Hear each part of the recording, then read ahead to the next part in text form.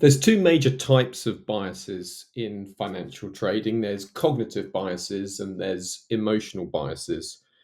Cognitive biases tend to be decisions of rationale and tend to be faulty logic, whereas emotional biases are more based on an internal feeling or intuition, etc., etc. And there's pitfalls on both sides of those fences.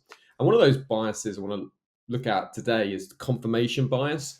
It's an easy trap to fall into, particularly in macro FX. And what confirmation bias is, it's when you maintain a belief and you only look for data that confirms your current belief. And then on the other hand, you ignore or undervalue anything that contradicts your belief. So in other words, you might have a belief and then you only see, what you want to see essentially. So this, this is universal, but just take an example at the moment. And even if you're watching this video in the future, it doesn't matter because it's the same principle.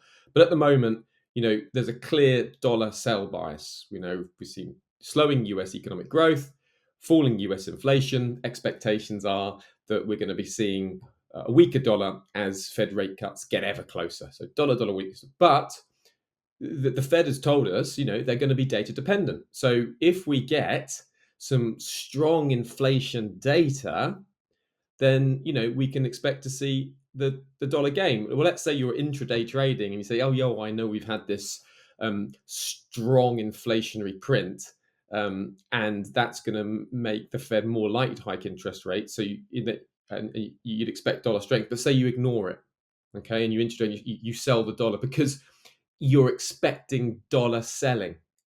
So you ignore any evidence contrary to that. That's what confirmation bias is. But that's obviously an obvious example. And in one sense, it's a silly example, but it does serve to make the point.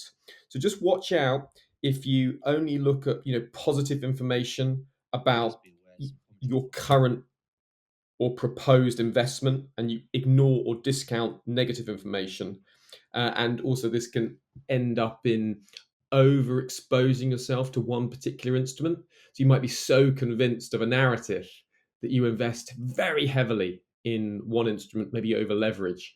So just be aware, confirmation bias is much easier to fall into than you might think. And it's something to watch out for in your trading. And sometimes just being aware of it can maybe help you be a little bit more level headed and even handed when you're judging various narratives.